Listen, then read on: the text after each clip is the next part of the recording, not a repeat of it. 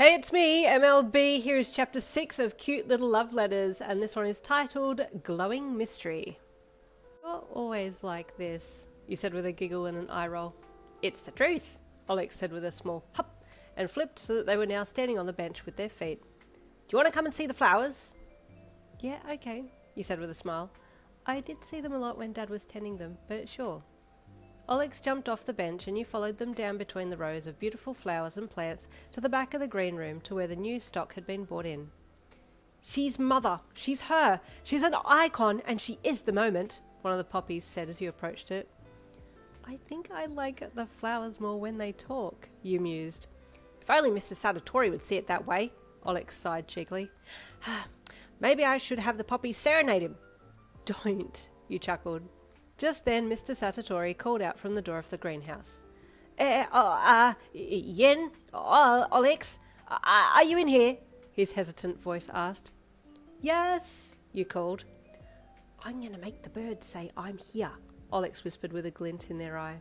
Don't you dare, you said softly with a light glare from the corner of your eye. You then called back to Mr. Sadatori. Alex is here too. Oh, thank goodness they're both here and okay, you heard Mr. Sadatori say with relief. He's so worried about us because of your talking plants, you hissed to Alex, who shrugged and gave you a sly grin.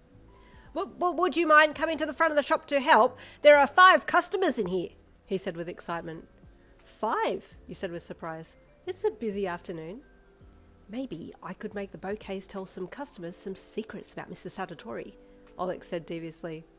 You promised you'd only play jokes on him in here and not in the main shop, you hissed. Okay. I'll keep my word only because it's you who asked, Alex said as they slung an arm across your shoulders. Let's go and greet some people. That night you sat on the swing outside with your mum, a hot cup of something warm in your hands as you swung gently back and forth and told her about the day. And how did the gemstones treat you today? She asked with a sweet smile. Well, they gave me the courage to trust a classmate of mine, you said, telling her about how you told Kendo about who you liked and that she said that she would help you get his name. But I forgot to ask her about who she liked, you said with mortification. I must have seemed very rude to not have asked. The talking was all about me. Your mum smiled softly. As much as you may have thought it was rude, I'm very happy that you talked about yourself. You even told her that you were half fairy. You don't tell many people that, she said as she took a sip of her drink. I know, you said quietly. I just feel like people might treat me differently when they find out. Did Kendo? She asked. Well, no, you said as you thought about it. Trusting is hard, and stepping out of your comfort zone is hard. But does the butterfly get its beautiful wings to stretch and soar by staying safe and warm in its cocoon? Your mum asked. You have all the potential inside you to soar. You just need to exit your cocoon, she said as she reached out and bopped you on the nose with her finger, which made you giggle a little. But your aura has been much better today, I'm glad. I might keep the lapis lazuli and aquamarine on me for the next few days, you said with a smile. I think the combination does me well. The next day at school, Kendo was on a mission. Okay, she said to you at first break. I'm going to go and talk to one of the girls in 1A. I see her as a kind of rival of sorts, Kendo mused. But she's really nice. Her quirk is way better than mine too. But she was going to say more, but you stopped her for a second. Kendo, sorry, but your quirk is really good. Don't say it's not, you said, feeling for Kendo when you heard her putting herself down like that. She gave you a surprised look and then softened. Thanks, Yin, she said softly. You gave her a small smile. Anyway, I'm going to talk to her at the next break and I'll be back with a name, I promise, she said firmly, very much into this now that she had found a friend in you. You nervously sat through the next class and then even more nervously waited in the classroom during the next break. I hope no one asks any questions, you thought as you sat there wringing your hands together, nervously waiting for her to come back. Hi? One of the other girls in the class with a honey-coloured bob said softly to you as you sat there waiting. I've been meaning to come and say hello to you, but I'm not really the type to come up to people first, she said, her fringe covering both eyes and most of her face. Oh, someone like me, you thought as you gave her a polite smile. Hi, my name's Yin, you said. You're really pretty, Yin, she said shyly, and for some reason you remind me of nature. Do you like mushrooms? Oh, I love mushrooms, you said. We have some growing at home. Oh, you do? She asked with excitement in her voice. My name's Konoko. I have a mushroom quirk. Oh, you said with a bright smile. That's a cool quirk. What's your quirk, Yin? She asked, sitting down in the chair next to you. You froze for a second. Did you tell her that you were half Fae, or just say that you could make yourself shrink down? I need to have courage, you thought, becoming aware of the gems still on the necklace twine around your neck. I'm half fairy, you said quietly.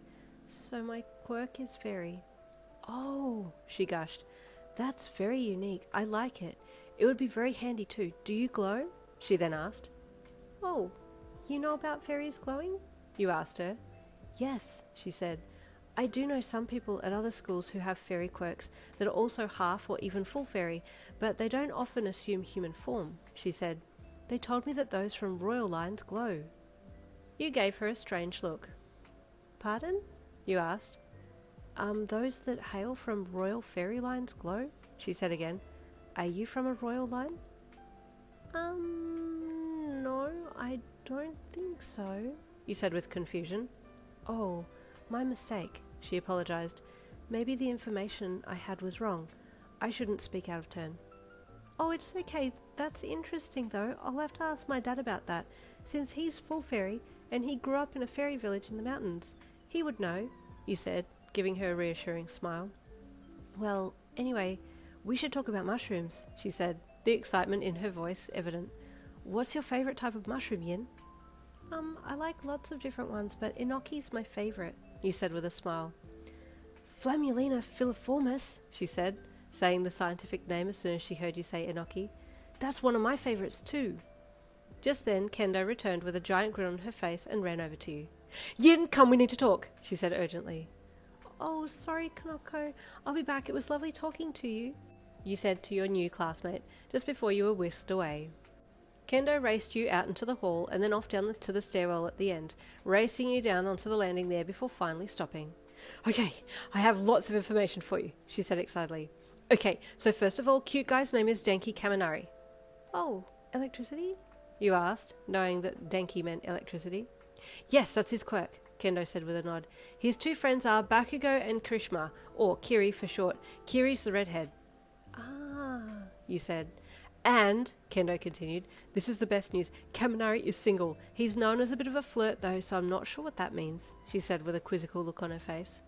Oh, like my friend Alex, you said with a chuckle. It's okay. I can handle flirting. But... You thought for a second and remembered Denki calling you cute, and your face burned hot at the thought. I don't know if I could handle it from him. It's okay, Kendo chuckled. One step at a time. Now you have a name and all, the ball is in your court. Thank you so much, Itsuka, you said gratefully. But now what? You asked with worry. I don't know what to do. And there is the end of chapter 6. I apologise if you've been hearing the cicadas in the background. It is hot as balls in Australia at the moment, and the cicadas are out in full force. And then I've just looked over and my guinea pig Buffy is eating a carrot, and it's making quite a loud crunching noise. So if you heard that too, I do apologise. There's a lot of background noise in this one today. Anyway, next chapter, chapter 7, coming tomorrow. I'll see you all then.